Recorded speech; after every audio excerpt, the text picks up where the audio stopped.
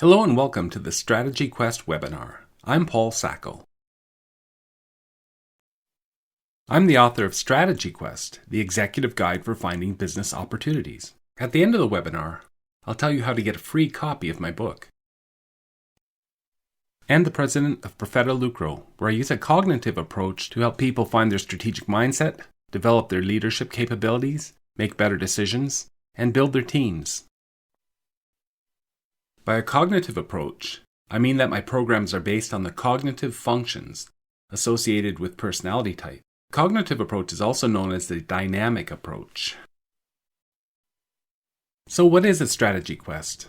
Well, a strategy quest is the search for a truly strategic opportunity for your business. A strategy quest requires both right brain intuition and feeling, and left brain thinking and sensing. Before going on a strategy quest, one needs to understand what business strategy is. Strategy is growing the value of equity at a faster rate than competitors. This is accomplished by finding an opportunity that will increase revenues and cash flow. And of course, the opportunity must have a positive net present value. The definition of strategy implies that finding strategic opportunities is proactive, an opportunity is custom-made and unique, the opportunity will involve a moderate degree of risk, and the opportunity will be customer-focused. Through no fault of their own, many executives believe that they know what strategy is, and that they have one for their business. A.G. Lafley, the former CEO of Procter & Gamble, said this about the strategy of most businesses. They may have a vision, they may have a mission, but they probably don't have a strategy. Here's an example of a strategy from a large pharmaceutical company that exemplifies how misunderstood strategy is. Our strategy is to use science-based innovation to deliver better patient outcomes in growing areas of healthcare. In reality, this is a mission statement. This strategy is so high level, it could apply to any pharmaceutical company. I can't imagine how it would lead to strategic opportunities that would help this business grow the value of equity at a rate faster than competitors. My intention isn't to pick on the executives at this pharmaceutical company. I don't think they're unusual. Strategic intuition is a creative process that begins with a strategic goal and ultimately results in a strategic vision. Now let's look at strategic goals. The use of strategic intuition is a creative process. To be creative, we must find the proper level of constraints for our goal. A properly configured strategic goal is ambiguous. Ambiguity allows for a divergent search for information that feeds into the creation of our strategic vision. It's a mistake to begin strategy with smart objectives. Objectives are convergent, and that kills creativity. So what is a vision?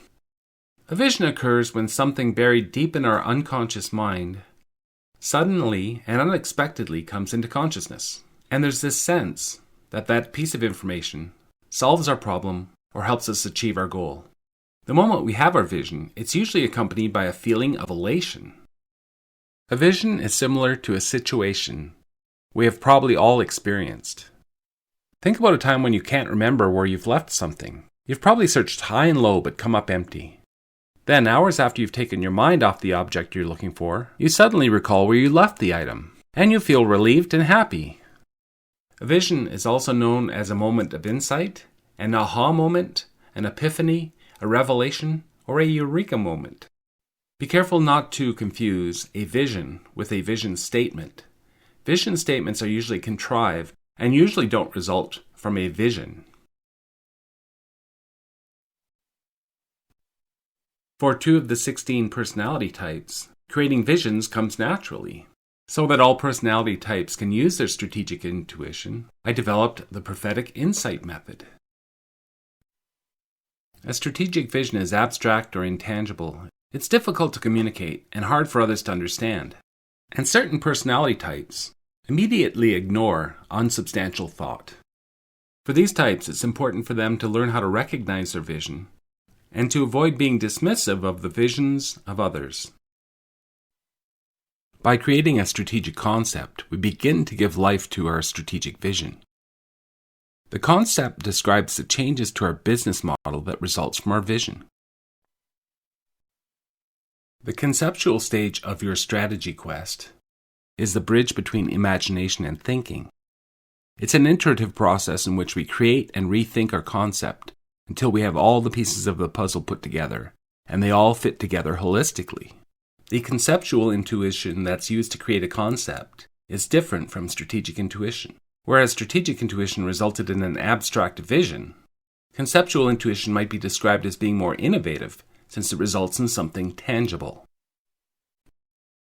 Once we've completed our concept, it's time to think strategically about it. Strategic thinking involves others in assessing whether the concept is a strategic opportunity. It involves logical reasoning, critical thinking, and an analysis of the concept's benefits and risks.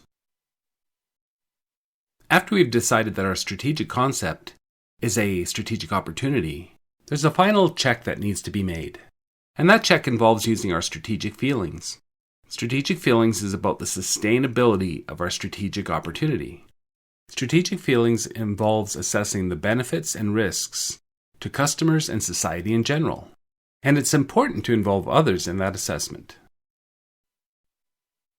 I've noticed that the perspective people have about strategy has more to do with their personality type than it has to do with what they may have learned in business school about strategy.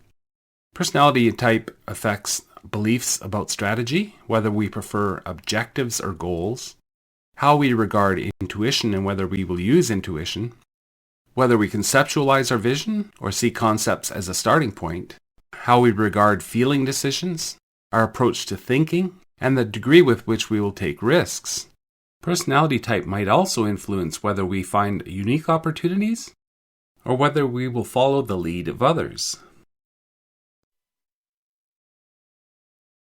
Here are some examples of the tendency that types have towards strategy. The ISTJ tends to believe that strategy is about reducing risk, or it's about the actual strategic planning process. Unaware of their type bias, the ESTJ might consider that strategy is about choosing tangible, evidence-based options that appear certain. For the ENTP, strategy is a new concept that makes subjective sense to them. Each four-letter personality type is a code that indicates its preferred dominant and auxiliary cognitive functions. If we look at the INTJ type, for example, its dominant function is introverted intuition, and extroverted thinking is its auxiliary function. On the other hand, the ESTP type has a preference for extroverted sensing and introverted thinking, with the sensing function being dominant and the thinking function being auxiliary. In total, there are 8 cognitive functions, and the 16 personality types are made up of different combinations of these.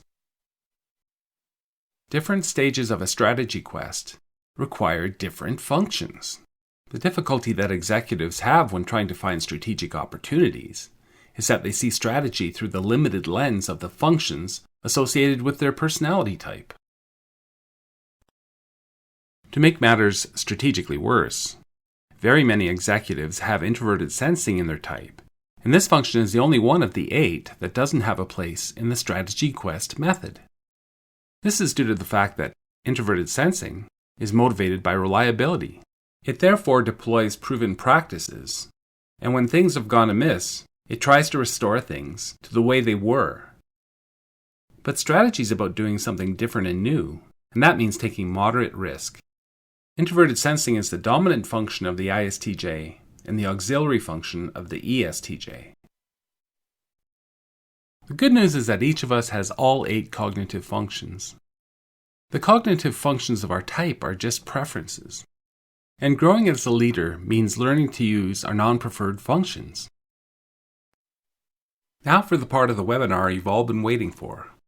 Here's where you learn about how to get a free copy of Strategy Quest, the executive guide for finding business opportunities. To get your copy, go to the Profeta Lucro website and click on the Books tab. Simply click on the Kindle ebook version of Strategy Quest to get it for free. If you have any questions about the Strategy Quest program, I can be contacted at paul@profetalucro.com or by phone at 1-877-214-0036. You can also check out the curriculum for the Strategy Quest and other programs at www.profetalucro.com/programs.